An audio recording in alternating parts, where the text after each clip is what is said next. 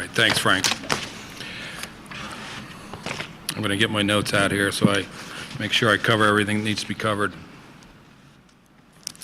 Let me start off by stating what would really be the obvious, and that is there's absolutely no place for hazing at the University of New Mexico anywhere in athletics. It is wrong. I think anybody who thinks that it builds team, that there's any value to it, is sadly mistaken. I think all hazing does is humiliate, tear down. It's divisive. I think at times in the culture of athletics, there are some who might believe that it's a team-building exercise. It is far from it. It is just the opposite. And I think we recognize that. There is no place for hazing within our athletic department, and I think we need to be very clear about that. I think that that we focus on developing leadership, on team building, on sense of team, on team bonding. I know we talk about it as an athletic department. Our life skills program discusses it. I think all of our coaches, to some degree, some much more than others, but all of our coaches emphasize that aspect of creating leaders and developing team and chemistry and a team bond. And I would tell you, in this particular instance involving our women's soccer program, we failed. There is no question there was hazing in this incident. Whether it's Coach Vela, myself, as a department, we failed the young women in this program that they didn't understand and they didn't know better, that what they were doing was simply wrong and uncalled for and should have never happened. When it's all said and done, our number one priority, I believe, is the safety and the welfare of our student athletes. Certainly that was not a safe environment. We're just fortunate that it was not more of a problem than it turned out to be. I sent a letter out last night to all of our student athletes, re-emphasizing again our policy and position on hazing, and encourage any student athlete that may have experienced hazing or think they're experienced hazing, have any concerns, to certainly reach out to a number of different people within the organization. Not that I think it happens, but that it's happening in our department, but I thought it was critical to make a strong statement and remind all of our student athletes and all of our coaches about our position on hazing. Let me stop there and walk you through a little bit of the timeline of this instance as I believe it to be. And I think Coach Vela, when she can confirm some of this, but I believe Kit received a call sometime around 2 a.m. roughly on Monday morning from a parent indicating that their child was in the hospital at UNM Hospital with an alcohol-related problem. I know Coach Vela went to the hospital at that point. She also called Janice Ruggiero, our Senior Associate Athletic Director, I think to inform her and to provide her guidance. Janice called me first thing Monday morning with the situation.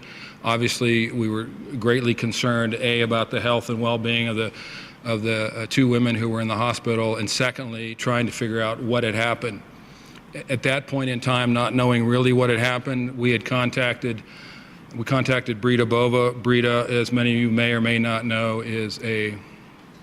was a professor in the College of Education and recently retired as our faculty athletics representative. Brita has a working knowledge of our department, and we thought she was best to look at this initially and try and figure out what had happened. I think and at that point, Brita interviewed during the day individually all the freshmen on the team, on the soccer team. When we had received input from Brita, got a sense of what had happened. At that point, Frank drafted a press release that we released indicating that we were aware of an incident that potentially involved hazing, and got that information out there. We subsequently contacted the president's office, the dean of students' office, and our UNM legal counsel, which generally happens when we have these major issues, particularly any issue related to student-athlete behavior. the Dean of Students office is the principal point of contact for us. Yesterday, Coach Vela called a team meeting. Coach Vela met with the team briefly. At that point in time, I talked to the team. Rob Burford from the Dean of Students office and Dr. Bova again were there, and Janice was there as well. Kind of laid out the situation as we understood it, and at that point in time, we confined all the student athletes to the area we were located in, and individually, one by one, Brita and Rob met with everybody on our team. They had a series of questions they were going to ask the young ladies, simply trying to ascertain the facts as to what happened. I think we made it very clear to the women involved that we expected their full cooperation. Kit made it very clear that honesty and openness was expected, and we, I think, as strongly as we could, made it known that if we sensed that we didn't have total cooperation, if we sensed there was any collusion, whatever consequences were coming out of this action were going to be much more significant. And I think based upon the feedback we got, we feel very comfortable that the young women in the program were open and honest, and certainly, I think, beginning to recognize the situation and really devastated by their actions. Rob also met with five of the freshmen, again, that Brita had interviewed the day before. I think 2 of the young ladies had already left for class, and 2 had already left the team. And so Rob then interviewed the remaining 5 freshmen that were there as well. So at that point in time, we had individually talked to everybody on the team and 5 of the freshmen twice. And then I got an update from Rob and Brita just a little while ago. And I would say that the investigation is still ongoing, but we thought it was important to provide an update, provide information, also dispel what I think are 2 critical rumors that are simply not factual. There's no question alcohol was consumed. There's no question in my mind it was hazing. I think there has been other information of the details that night that have come to light that were not that are embarrassing to the program, and all of this collectively is wrong. It's indefensible. There's no way to sugarcoat it. It happened, but I think there are 2 points that are worth repeating, and I would tell you that based on every interview we've had, I feel confident, based on all the information I had, there was absolutely no nudity involved. And that's been made clear by the women on the team. And the allegation of urine being sprayed on the team is also simply not true. There was water, and there was what I would categorize as a water and soap. Actually, if the truth be known, I think it was a liquid when you go to a gas station and clean your windshield with that little water container, whatever that stuff is, that's what was sprayed on the women. And that's been confirmed by everybody on the team except the one individual who's made the allegation. And I feel confident based upon what we know today, and I will state it again, there was no urine sprayed on our players, and there was no nudity. We're still reviewing the situation. We're still fact-finding, and I think at this point I want to tell you, and these are good young women in our program. They've made a mistake, and they've made a big mistake. They've damaged the reputation of the university. They've damaged the reputation of the soccer program. They've damaged the reputation of the athletic department. They've damaged their own reputations. And I think the magnitude of what they've done is taking hold. I think Coach Vela would tell you that they're devastated. I don't think that's too strong a word. But they were wrong, and they're going to be held accountable for what they've done. But they are young, and that's part of education. And to some degree, I would ask that you respect some degree of privacy. I've had calls from several mothers who have expressed concern that there's media camped out in front of their houses trying to get stories.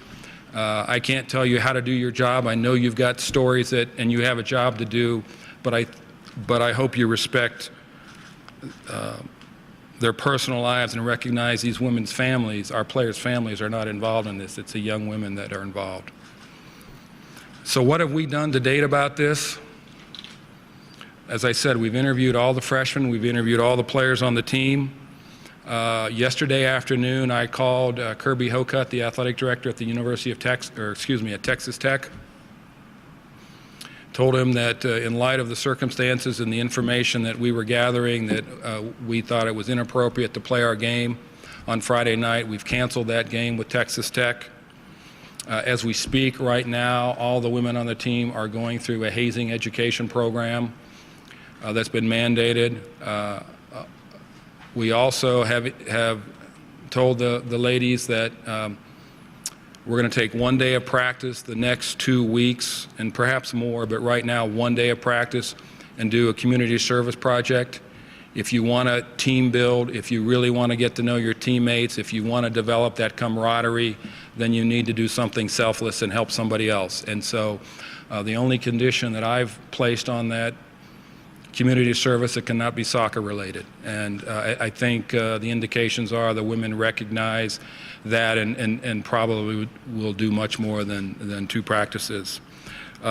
We continue to monitor the situation. It's very likely that additional sanctions could occur. We're not done assessing and analyzing the situation. And I think as we get closure, we'll determine whether there is more disciplinary action that needs to be taken, but we're certainly, all things are under consideration right now.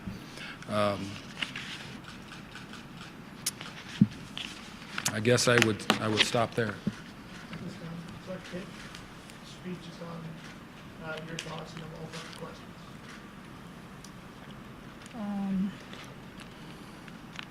I mean, I think Paul hit pretty much every aspect. You know, I was there, and when I found out, I was incredibly disappointed and angry in the, obviously, choices. I didn't know what that meant at that point, but the choices that were being made. And, you know, they are young women. I am a mother, and they are I'm like a surrogate mother to 29 young women, and like any parent would be very disappointed and angry. My main focus is how can we help them learn a life lesson, be remorseful, understand the gravity of the situation, and still go forward. Because I think in life, unfortunately, we make mistakes. It's human to make mistakes. And that is part of the education at a university or an athletic department. You know, I'm still trying to get my arms around it as well. A lot of the details have not, I have not been a part of that whole process so far. And so a lot of the details are not of my knowledge. But I do know it's significant, and I know that they're devastated as I am.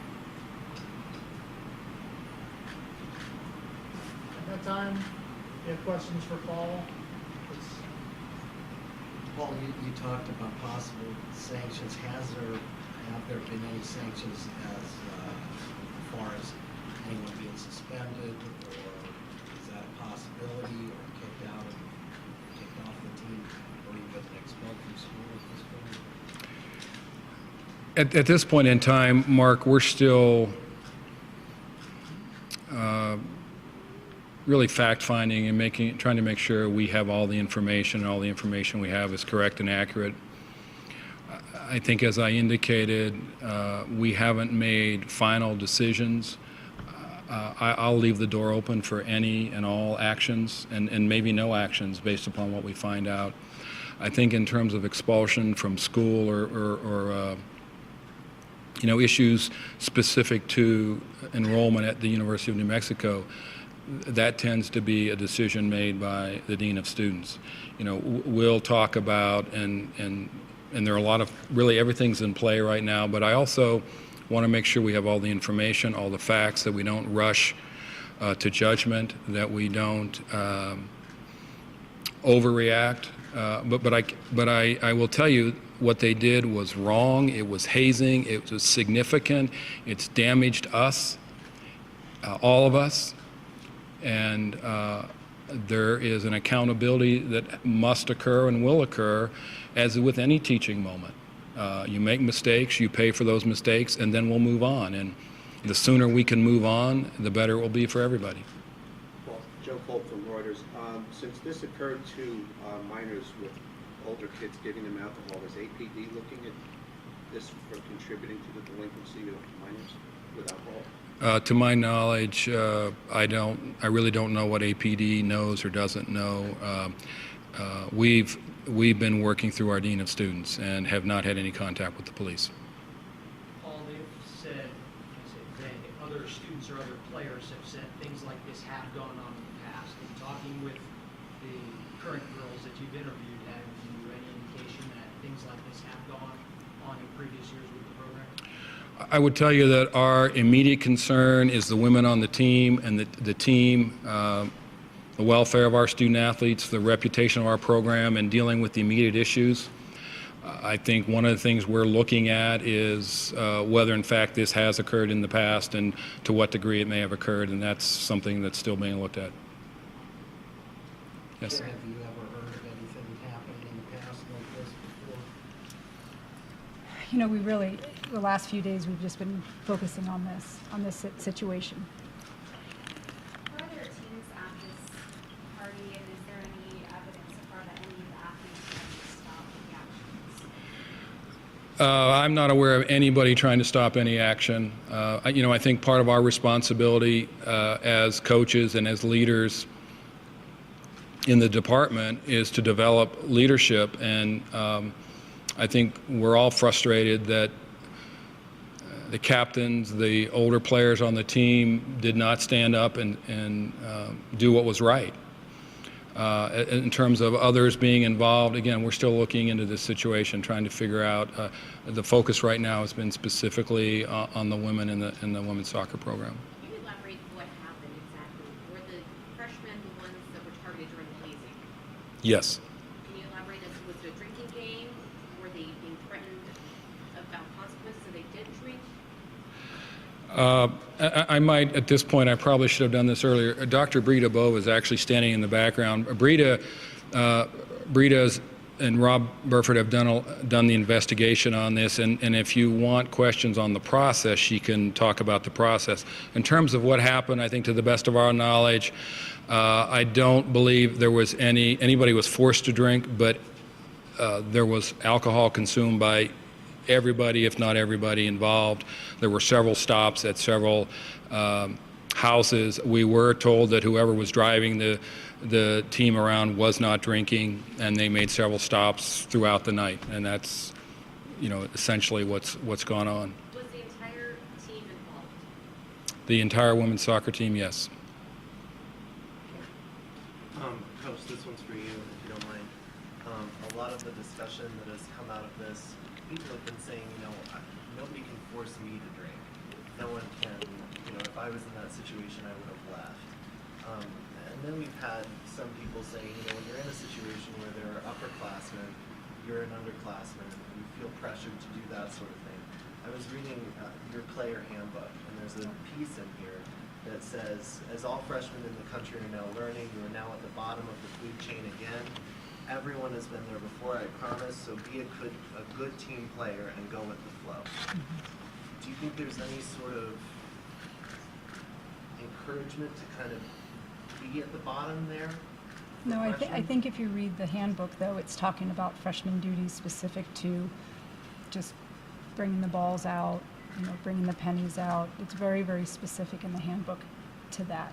And we talk a lot about that, but it also is very specific in there to say most programs, freshmen come in and they're new to the program, and I don't even know if you call them freshman duties, but there are certain things, bring the balls out, I can't even, bring the pennies out, things of that nature, carrying things. In our program, everybody does everything, and it's very specific in there to say that we're all in this together.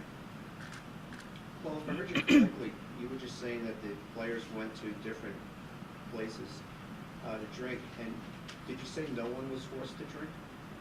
That's my understanding. So how is that hazing then? I think if you understand the definition of hazing, the peer pressure that's involved and the desire to join a team or an organization, even if somebody goes along with it, it is considered hazing. And there's some very clear definitions. One of the things the NCAA does very well is has a brochure and pamphlet on hazing. It's very clear in our minds. These women, well, are not forced to drink in a desire to be part of a team, part of a program. So what you're saying so far in your investigation, no upperclassmen said, kid, you have to drink 5 shots. It was all voluntary drinking? I would say that they weren't forced to drink. Paul, was it just the women's soccer team that participated in all the stops, or was there anyone else on the field with this? I think based upon what we know right now, Mark, it was our women's soccer team, and they went to houses. I believe one was a house of one of our women's soccer players, and then I think they went to a larger party where there was a lot of people there. You canceled the one game. Are there any other cancellations, and was thought as this investigation goes along the possibility of canceling the entire season? JP, I think right now everything is still in play. I think if new information comes to light, not that I expect new information, but until we're done, until we're comfortable we have all the details and understand the situation thoroughly, we reserve the right to provide additional sanctions, additional disciplinary action. The most valuable piece to a student athlete is the ability to play and play your game, and the most significant way to send a message is either to limit playing time or take away opportunities to play in games. I thought that to play a game against Texas Tech on Friday night in light of the serious nature of this 2 days away was just inappropriate, and it was important to message to the women how serious this situation is, and the best way to do that was to say that until we get to the bottom of this, until we understand all the information, until we know the facts, the game's not that important right now. There are more pressing issues. Okay. You said you're not sure if APD is looking into, the contributing to delinquency of a minor piece of this, but just on its surface, if that did happen, would that be punishable through UNM sanctions? I mean, is there something that UNM specifically would do if it's, obviously some upperclassmen contributed to the delinquency of a minor here, so even if there's not a criminal charge, is there a charge from the university for that, for a student? That is part of the disciplinary process right now. That is why the Office of the Dean of Students is involved. If there is punishment rendered to our students from the university, it will come from the recommendation from the Dean of Students. And that's part of the reason why we're withholding games and we're mandating training and education, is that it is of very severe nature. I can't speak to APD. I have not contacted APD. Our initial concern right now has been fact-finding, addressing the immediacy of the issue, and engaging the appropriate entity at the university for discipline, which is the Office of the Dean of Students. Is there a uniform punishment, though, if an upperclassman is determined to have made an underclassman drink? That is a question that should be made to the Dean of Students. That's where those decisions come. Okay, and that's a number of the members that may be punished later on. You said that punishment may follow. Are you looking at a specific number of the team that may be punished later on? I think we are continuing to assess the situation, and if we believe new information comes to light, and as we continue to assess this, we'll make a determination if there should be additional punishment, and if so, to whom. But right now, we have not made any decisions beyond those actions that I've specified. I think we reserve the right to to make additional disciplinary actions, but we're still trying to assess exactly what's happened. And literally, as I told Mark, we'll take it hour by hour, day by day right now. You say additionally for punishment. Right now, they're only having to take a course on hazing. Is that correct?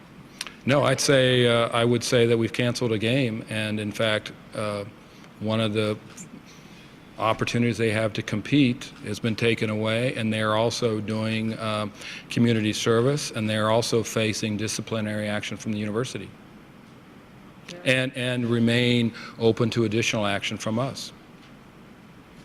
Across all the sports, how do you, as a department, handle the hazing education to all the athletes, and I mean, what kind of changes moving forward in terms of educating athletes about hazing? Well, I think that's I think one of the frustrations on our end, on my end in particular, and maybe the leadership of the department, is that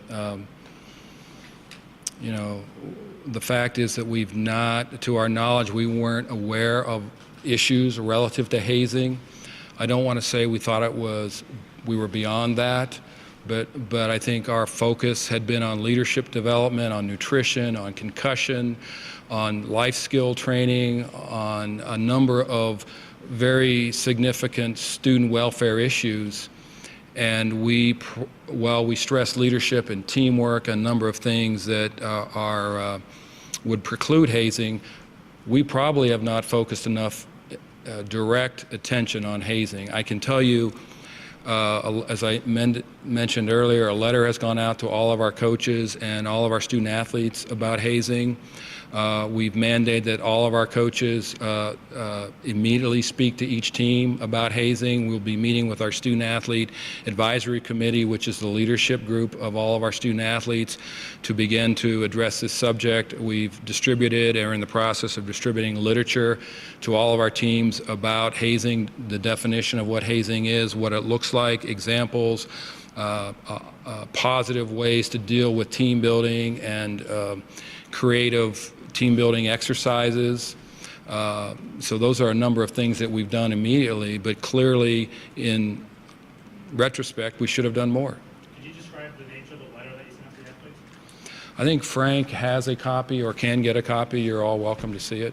It's basically a very short letter that emphasizes student athlete welfare, emphasizes our position against hazing, and encourages any athlete who feels like they may have experienced hazing to come forward. Kit, with the athlete who was sent to the hospital, when did she get out? When was she released? 6 a.m. Monday morning. Okay. And the last part of that question, I think Paul may have alluded to it. Did her and her sister leave the school and the team? That's correct. How do you feel about losing two players because of something like this? Well, disappointed and sad. I mean, we work hard when we recruit players. They're They from were recruited? Mm-hmm. They were. They came at a recommendation of a colleague of mine back in California that we work with often. We've had great success with his players, and so both sides are very disappointed and saddened by it. Thank you. Tina? You mentioned that you would like to see more done in hazing, but what was done before this, and what did incoming teams have to do regarding hazing? Was it just signing a form, or some athletes mentioned some sort of like online course that you had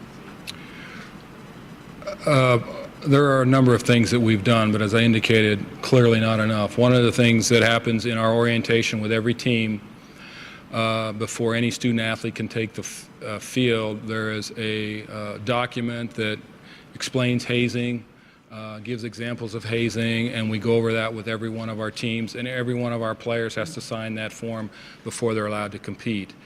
And additionally, Kit, as an example, it's very clear in Kit's team rules that she's got documented and hands out to the team, very specific about hazing and the do's and don'ts, so to speak.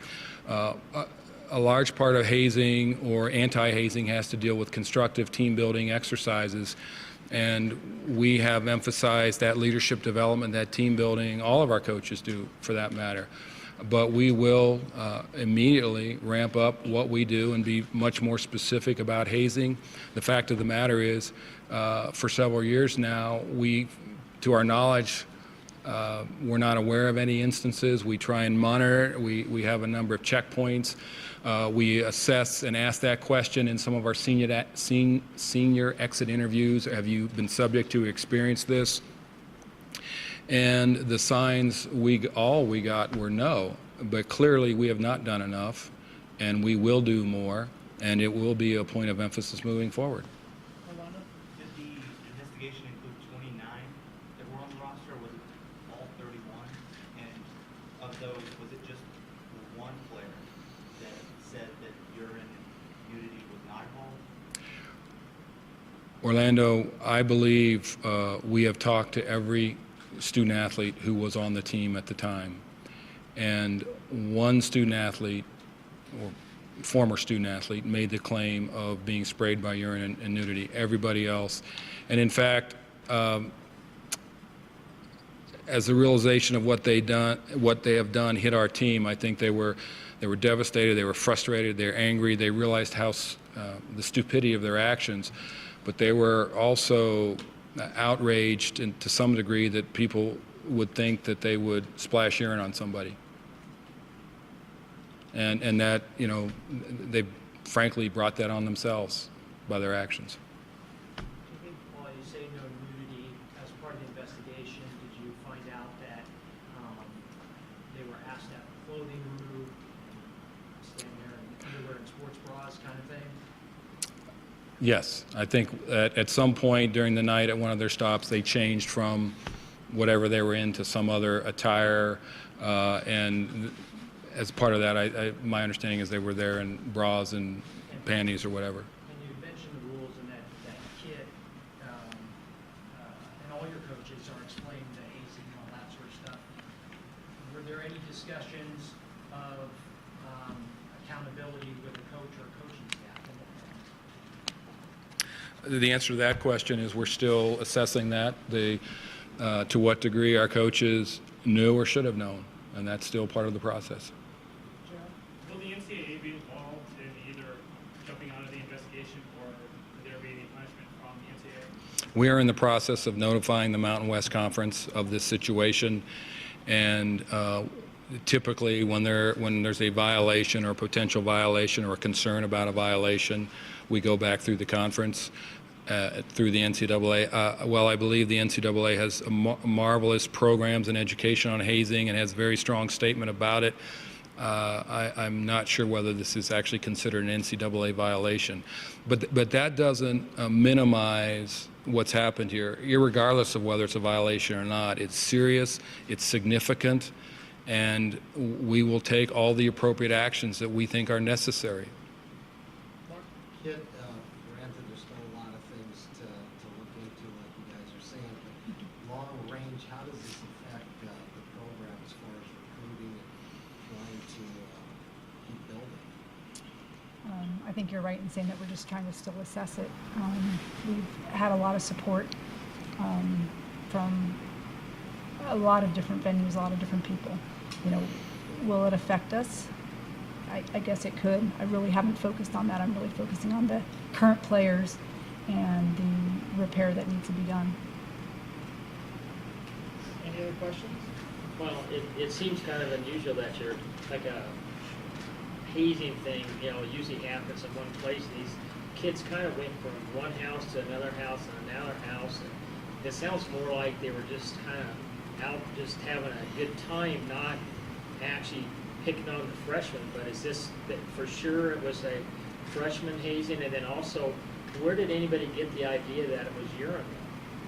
I mean, why were they spraying the kids? I mean, what did someone say something, or do you have any idea? I'm just curious. There was liquid sprayed on the freshmen. As I said, there's absolutely no reason to believe it was urine. I think one of the 29 or 31 individuals interviewed suggested it was, but every piece of information we have says that is not accurate. There is no question this is hazing. There's absolutely no question. when you have young, impressionable people who are trying to be part of a team, and whether they're forced, encouraged, they really feel pressured to participate. If you read the definition of hazing, there's absolutely no question what this was, and it was wrong. And none of us want to minimize it. We need to message strongly and clearly that it's not acceptable. And we have to ramp up our educational program with all of our coaches and all of our student athletes. As painful as this is and is going to be, if there's any positive, it's that we've learned that we've got to do better. And I would tell you the university probably has to do better. I think we've recognized the university does not have specific, while there's ways to address hazing under their student code of conduct. Every institution I've ever worked at has very specific areas of the code of conduct that specify hazing. And I hope that'll be an outgrowth of this. We need to send a strong statement, not only to our student athletes, but to all of our campus, that this is unacceptable. Is there a particular reason why the one student who said there was urine sprayed that their interview is discredited? I mean, is it just because there was just one of them who said it and there are so many others saying no? Or is there another reason why they're not being taken seriously on that? I think we have reason to believe that the information we got from the 28 or 29 or 30 members of our team were accurate. We've also gotten confirmation from a third party that really has confirmed what we believe to be true. Who's the third party? We had a phone call today from someone. Can't say anymore. No. We obviously have a report last night of a previous player, at least apparently a previous player who had left because of what they said was a similar hazing incident. Were you aware of that situation? And if it actually did happen as what the parents said, was anyone punished or any consequences come out of that? The former student athlete in question finished up her year last year. At the end of the spring, which is in May, she came to me, and for personal reasons, she needed to leave Albuquerque. I helped her do so. I helped her place her in the university that would be a better fit for her personal reasons. That was the first I'd ever heard about any of the other issues. Any other questions? All right, if you missed anything, we will post this on our Go Lobo YouTube page later today. Thank you all for coming. Again, if you didn't get it, the copy of the... Look at me, not the camera. Okay. And can I have you please say and spell your name so that it's spelled correctly? Breda Bova. It's spelled B as in boy, R-E-D-A. The last name Bova, B as in boy, O, V as in Victor, A. Okay. And your title, I guess. I'm an emeritus faculty member. Okay. And you've basically been brought on to do this investigation? Correct. So, I guess, well, how did UNM find you? We're going to move just a hair. Well, Here we go. I was the former NCAA faculty rep here. And I worked at UNM for 34 years. Okay, great. Yeah. So you're very familiar with regulations and rules. Mm-hmm. What do you want people to know at this point about the investigation? Well, the process, number one, I think is really important. We interviewed all the freshmen on Monday as soon as we found out about it. We have a set list of questions that we asked all of them. Then on Tuesday, we met with all of the upperclassmen, non-freshmen, so they could be sophomores and upperclassmen, tweak the questions a little bit to make them more appropriate for that group. And we're right now in the process of analyzing all the data. Is there any evidence, I had asked Paul perhaps about this, but is there any evidence that anyone tried to stop any of the actions? At this point, you mean to stop the process as it was going on, the initiation? Yeah. Yeah. Probably not at this point. When it comes to investigating hazing, can you explain the difference for people? Like, even if people tend to like say okay or go Yeah. along with it. What still makes that hazing? The degrading nature of what sometimes people are asked to do. And when they talk about it being optional, one of the things that we talked to every single one of the student athletes about in this investigation was optional does not negate the fact that it was hazing. And when you have kids that are new, they have like a self-imposed kind of thing, even though if I may say to you, well, this is purely optional, but if you sort of want to fit in, you know, some people are just stronger than others. So it's something that, you know, we talk to every one of them about, that, you know, people may have given permission. That doesn't negate the fact, as Paul said, that it was hazing. Did everyone appear to give permission? Everyone gave permission. But still, that's still hazing. Correct. Okay. Correct. Anything else that I didn't ask you that? No, but you know, there is a manual that the NCAA has that I'll give you a copy of it. Great. And they've got some good definitions and some also really good alternatives to initiation. So I have it there. Perfect. Thank Okay. you.